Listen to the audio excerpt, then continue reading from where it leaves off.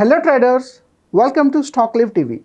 Stock మార్కెట్ని ఎలా analyse చేయాలి, స్టాక్స్లో ఇన్వెస్ట్ చేసేటప్పుడు మనం తీసుకునే బేసిక్ ప్రికాషన్స్ ఏంటి, మార్కెట్ ఎలా వాలటైల్గా చేంజ్ అవుతూ ఉంటుంది, ఈ డీటెయిల్స్ కోసం ఇన్ఫర్మేషన్ ఇచ్చే ఒకే ఒక్క ప్రోగ్రామ్ మన స్టాక్ లివ్ టీవీ. ఈరోజు మనతో ఉన్నారు అనలిస్ట్ ప్రదీప్ గారు. ఆయన్ని అడిగి ఒక కొత్త విషయం ఈరోజు మనం తెలుసుకుందాం. ప్రదీప్ గారు, ఈరోజు క్వశ్చన్ ఏంటంటే, కొంతమంది ఇన్వెస్టర్స్ ఏదైనా ఒక కంపెనీ ఇనీషియల్గా ఐపీఓకి వచ్చేటప్పుడు లాటరీ అలాట్మెంట్ జరుగుతూ ఉంటుంది. వీళ్ళకి కొంతమందికి రావు. అవును, యాజ్ పర్ ప్రయారిటీ వీళ్ళు పెట్టే ఆప్షన్స్ అవ్వనివ్వండి, వీళ్ళు లాట్ వీళ్ళకి సెలెక్ట్ అవ్వదు.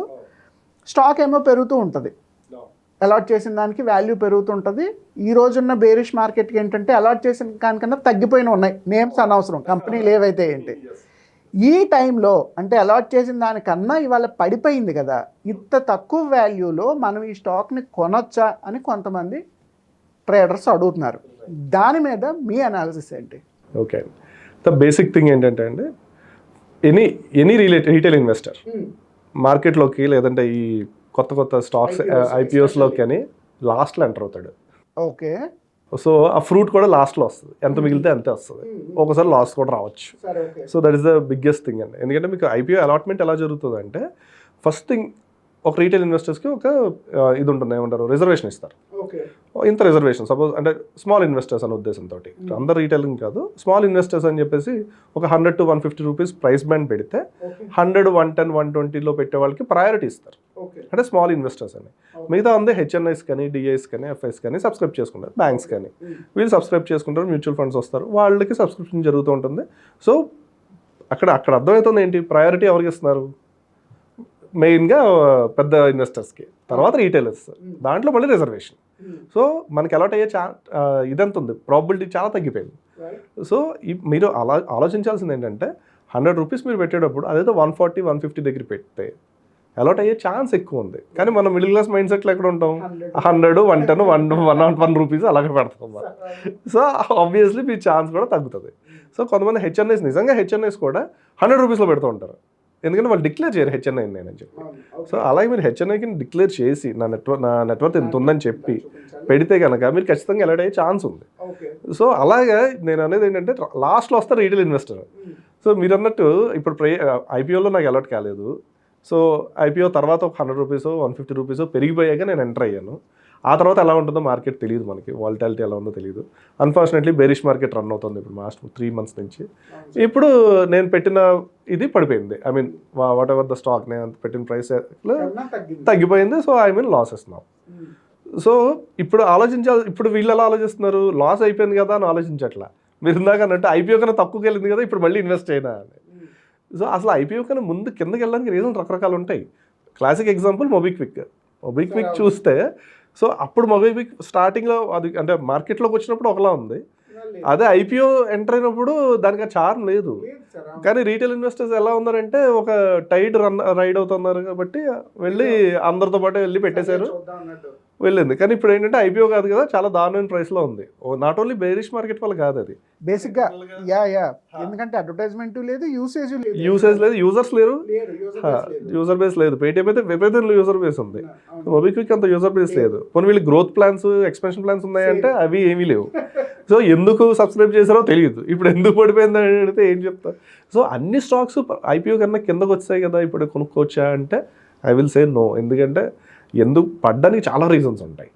సో ఓన్లీ ఏమంటారు, అప్పుడు బాగుంది మార్కెట్, బ్రేక్అవుట్ చేసింది బాగానే, 100 రూపీస్ ఉన్న ఒక ఎగ్జాంపుల్ చెప్తాం, మళ్ళీ ఇరిడా ఉంది 50 రూపీస్కి లిస్ట్ అయింది, 3 days తర్వాత 130కి వెళ్ళింది, తర్వాత 200, 300 దాకా వెళ్ళింది, మళ్ళీ 130కి వచ్చింది. సో ఇప్పుడు పెట్టచ్చా ఇరిడాలో అని కూడా ఉన్నారు, చాలా మంది క్వశ్చన్స్ అడిగారు. సో వీళ్ళందరూ అడిగేది ఏంటంటే, ఇరిడా పెరుగుతున్నప్పుడు ఇంకా పెట్టండి అందరూ, పడిపోతున్నప్పుడు ఎవరు చెప్పలేదు ఏంటి అంటారు. సో అది పడిపోతున్నప్పుడు ఓన్లీ మార్కెట్ డ్రైవింగ్ ఫోర్స్ ఏం లేదు, IREDA is a government company first thing. So ఇది పడిపోతుంది ఎందుకు అంటే, not only market bearish market ఒకటే కాదు, ఇంకా మిగతా రీజన్స్ కూడా ఉన్నాయి దానికి.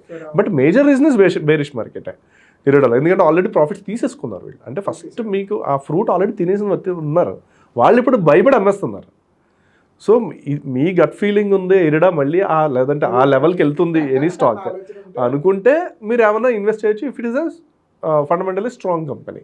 సో ఇప్పుడు మళ్ళీ మొబిక్విక్ని ఇరిడని కంపేర్ చేస్తున్నాం అనుకోండి, ఈ మొబిక్విక్ ఐపీఓ కింద కింద పడింది కానీ ఇక్కడ పెడతారంటే అది రాంగ్ డెసిషన్ అది. ఎందుకంటే అది పడడానికి చాలా రీజన్స్ ఉన్నాయి, ఇరిడా పడడానికి మేబీ 2-3 రీజన్స్ ఉండొచ్చు. యా, సో అలా కంపేర్ చేయొద్దు. సో సెలెక్ట్ చేసినప్పుడు అసలు ఐపీఓ కింద కిందకి ఎందుకు వచ్చింది ఫస్ట్, దానికి రీజన్స్ ఏంటి, ఒకటే రీజనా 100 రీజన్స్ ఉన్నాయా? సో బేరిష్ మార్కెట్లో అన్ని చాలా పడ్డాయి. ఇప్పుడు లాస్ట్ 1.5 ఇయర్లో మీరు లిస్ట్ అయిన ఐపీఓస్ కంపెనీస్ చూడండి, దాంట్లో 70% కంపెనీస్ ఐపీఓ కన్నా కిందకు వచ్చాయి. సో ఇది ఒక ఆపర్చునిటీ అనుకుని ఉండొచ్చు మీరు మిమ్మల్ని అడిగిన వాళ్ళు.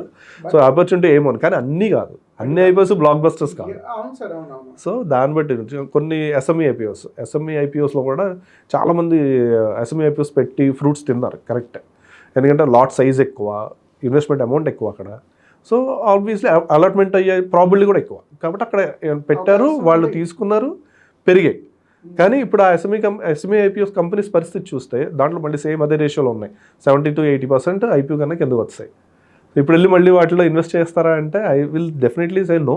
రీజన్ ఏంటంటే ఎస్ఎంఈ ఐపీఓస్ మీద స్ట్రిక్ట్ నార్మ్స్ వచ్చేసాయి ఇప్పుడు. సో సమ్ ఫండ్ ఇది కూడా జరుగుతుంది అనేది, చాలా ఎస్ఎంఈ ఐపీఓస్ ఫండ్స్ని సరిగ్గా యూటిలైజ్ చేయలేదు అని ఒక ఇది ఉంది. అండ్ ఆఫర్ ఫర్ సేల్ అప్పట్లో 100% ఉండేది, ఇప్పుడు దాన్ని 20%కి తీసుకొచ్చారు లాస్ట్ 6 daysలో జరిగిన ఇది అన్నమాట డెవలప్మెంట్స్ ఇవి. సో ఇలాంటి చాలా కాషన్ ఇవి సెబీ తీసుకుంటుంది. సో మన డబ్బులతో మనం తీసుకోవాలి కదా, కాషన్స్గా మనం ఉండాలి కదా ఫస్ట్. సో అన్ని ఐపీఓస్ బ్లాక్ బస్టర్ అయ్యి ఉండొచ్చు, అలాగే ఐపీఎస్ కన్నా కింద రావచ్చు. అసలు ఫండమెంటల్ స్ట్రాంగ్ ఏది ఉంది, మళ్ళీ అప్వర్డ్ పొటెన్షియల్ దేనికి ఉందో దాంట్లోనే ఇన్వెస్ట్ చేయమని అయితే సజెస్ట్ చేస్తున్నాం. సో తీసుకుని 2 కూడా ఎగ్జాంపుల్కి చెప్పాను, ఇదేమి అనాలిసిస్ అయితే కాదు, జస్ట్ ఎగ్జాంపుల్. అండ్ రెండో విషయం సార్, ఈ అనలైజ్ చేసేటప్పుడు మీరు అన్నట్టు స్టాక్ ఎందుకు తగ్గుతుంది అన్నదానికి ఎక్కడైనా ఇన్ఫర్మేషన్ దొరుకుతుందా, లేదు మాన్యువల్గా మనమే కనిపెట్టాలా? లేదండి, ఇన్ఫర్మేషన్ కంపల్సరీ ఉంటుంది. ఓకే, రీసెర్చ్ రిపోర్ట్స్ ఉంటాయి. ఓకే, ఆడిట్ రిపోర్ట్స్ కానీ క్వార్టర్లీ పెర్ఫార్మెన్స్ రిపోర్ట్స్. సో మీకు చాలా కంపెనీస్, బ్రోకరేజ్ కంపెనీస్ ఉన్నాయి, వాళ్ళు ప్రతి కంపెనీ మీద రీసెర్చ్ రిపోర్ట్ రిలీజ్ చేస్తూనే ఉంటారు. మంత్లీ బేసిస్ అనుకోండి, లేదా క్వార్టర్లీ బేసిస్ అనుకోండి. చదవరు, ఎగ్జాక్ట్లీ చదవరు. మనం చదువు డిగ్రీతో అయిపోయింది అనుకుంటాం మనం, but it's a continuous learning. చదువుకోవాలి, మనం ఇన్వెస్ట్ చేసే 5 స్టాక్స్ గురించి అయినా కనీసం వాటి పర్ఫార్మెన్స్ రిపోర్ట్లు చదవాలిగా. ఎగ్జాక్ట్లీ అండి. ఇప్పుడు ఎగ్జాంపుల్ చెప్తానండి, ఒక ఇన్వెస్టర్ ఉన్నారు, ఆయన ఒక 5 to 6 స్టార్టప్స్కి ఇన్వెస్ట్ చేశారు. బట్ నేను ఇన్వెస్ట్ చేస్తాను కదా, అవే పని చేస్తాలే అని ఉండదు. ఆయన ఎవ్రీ వీక్ వెళ్ళి కనీసం కూర్చుని వాళ్ళు ఏం చేస్తున్నారో అడిగి వస్తారు, డైరెక్షన్ ఇవ్వక్కర్లా, ఏం జరుగుతుందో తెలుసుకుంటారు. సో ఏదైనా ప్రాబ్లం ఉంటే ఫర్దర్గా ఇన్వెస్ట్ చేసినవి ఉన్నాయి, నిజంగా ప్రాబ్లమ్ సాల్వ్ చేయలేకపోతే ఈయన ఎగ్జిట్ అవ్వడానికి ట్రై చేసినవి కూడా ఉన్నాయి. సో అలాగే మిమ్మల్ని మీరు ఫస్ట్ ఒక ఎంటర్ప్రెన్యూర్లో ట్రీట్ చేస్తేనే దాన్ని ఇన్వెస్టర్ అవుతారు, ఈ అనాలిసిస్లు కానీ ఇవి చదువుతారు. మన ఉన్న ప్రాబ్లం ఏంటంటే మన మనీ మీద మనకి రెస్పెక్ట్ ఉండదండి. మనం ఎప్పుడూ రెస్పెక్ట్ చెయ్యం, ఎందుకంటే బికాజ్ ఇదివరకు హార్డ్ క్యాష్ చేతిలో ఉండేది డబ్బు, అప్పుడు రెస్పెక్ట్ ఉండేది. ఇప్పుడు డిజిటల్ ఉండేసరికి అవి నెంబర్స్ అయిపోయాయి, that is not currency anymore. So దానివల్ల ఏంటంటే రెస్పెక్ట్ రావట్లే. కొంచెం 500 రూపీస్ అంటే ఇదివరకు చాలా ఆలోచించి ఖర్చు పెట్టేవాళ్ళు, ఈవెన్ చేతిలోంచి డబ్బులు ఇచ్చేటప్పుడు. ఇప్పుడు 500 నథింగ్. బిర్యానీ 500 ఉంది, మొన్నటిదాకా 250 బిర్యానీ, ఇప్పుడు 500 ఎందుకేంది? అవసరం లేదు, విల్ పర్చేజ్ ఇట్, సింపుల్, నేను పే చేసేస్తా. నెంబర్స్ అన్ని నెంబర్స్ కింద మారిపోయాయి, అది పెద్ద ప్రాబ్లం అండి. So when you respect money will respect you back. దానివల్ల ఇవన్నీ వస్తాయి. కొంచెం రెస్పాన్సిబిలిటీ తీసుకుంటే ఇన్వెస్టింగ్ కూడా బాగుంటుందండి. అట్లీస్ట్ 5 hours మీ వీక్కి పెడితే, మీ స్టాక్సే కదా, ఎవరివో కాదు కదా, మీ మనీ కదా, అది వర్క్ అవుతుందో లేదో తెలుసుకోవాలి కదా. నేను జస్ట్ పెట్టేసాను, రోజు చూసుకుంటున్నాను, నా గ్రాఫ్ పెరిగిపోతుందంటే అదేం పెరగదండి. అలాగా గ్రాఫ్ చూస్తే పెరగదుగా, వాట్సాప్ స్టేటస్ లాగా. సో మీరు అబ్జర్వ్ చేయండి, రిలయన్స్ కానీ లేకపోతే టాటా కానీ, వీళ్ళందరూ ఐపీఓస్ లేదా ఫర్దర్ ఐపీఓస్కి వచ్చినప్పుడు కానీ, లేదా కొత్త జియో వచ్చింది, కొత్త కంపెనీస్ ఫ్లోట్ చేసినప్పుడు కానీ మళ్ళీ ఐపీఓస్కి వస్తూ ఉంటారు. సో వీళ్ళందరూ దాంట్లో మనం పెట్టడానికి ట్రై చేస్తాం, ఎందుకంటే మెనీ థింగ్స్ వాళ్ళు ఆల్రెడీ చాలా స్టాల్ వాట్స్ అనో లేకపోతే బ్రాండ్ అనో ఇంకోటనో పెడుతూ ఉంటాం. అయితే మీరు అర్థం చేసుకోవాల్సింది ఏంటంటే, మీరు ఎక్కడ ఉండాలనుకుంటున్నారు? టోల్ బూత్ ఓనర్ కింద ఉండాలనుకుంటున్నారా, టోల్ కట్టి వెళ్దాం అనుకుంటున్నారా? సో మీరు ఎప్పుడు అంటే ఆల్రెడీ రిలయన్స్ ఎంత ఇస్తుంది, 2% ఇచ్చింది, నాకెందుకు ఆ ఐపీఓ వస్తే ఏంటి? అదే కొత్తగా ఇందాక తీసుకున్న ఎగ్జాంపుల్ తీసుకుంటే మొబిక్విక్ అయితే కనుక నాకు చాలా బాగా ఎక్కువ వస్తుంది, జొమాటోలో ఎక్కువ వస్తుంది అని పెట్టేశారు, రిలయన్స్లో నేను పెట్టను అంటారు. ఎందుకు అంటే ఇది ఒక అట్రాక్షన్ అన్నమాట, ఎక్కువ వచ్చేస్తుంది. రిలయన్స్ అంతా లాస్ట్ 5 yearsలో 5% ఇచ్చింది, బట్ మీకు అర్థం చేసుకోండి, రిలయన్స్ కానీ టాటా కానీ వీళ్ళందరూ కూడా backbone of the company, back of the India actually. మొబిక్విక్లు జొమాటోలు కాదండి, ఎప్పటికీ కావు కూడా, ఎప్పటికీ అవి. సో మీరు బ్యాక్ బోన్ ఆఫ్ ది ఇండియాలో ఉండాలనుకుంటున్నారా, లేదంటే దీంట్లో ఉన్నారా? సింపుల్. అంటే ఎగ్జాంపుల్ చెప్పాలంటే, మీరు ఒక టోల్ బూత్ క్రాస్ చేస్తున్నారు, మీరు డబ్బులు కట్టి వెళ్ళాలి. టోల్ బూతే మీదైతే వచ్చిన వాళ్ళందరూ పాస్ అయిన వాళ్ళు మీద కడతారు. So Reliance is like that, Tata is like that. So అలాంటి వాటిలో ఎందుకు ఇన్వెస్ట్ చేయడానికి, ఎందుకు అట్రాక్టివ్ కనపడవు అవి, బట్ రియల్ వెల్త్ అక్కడ ఉంది.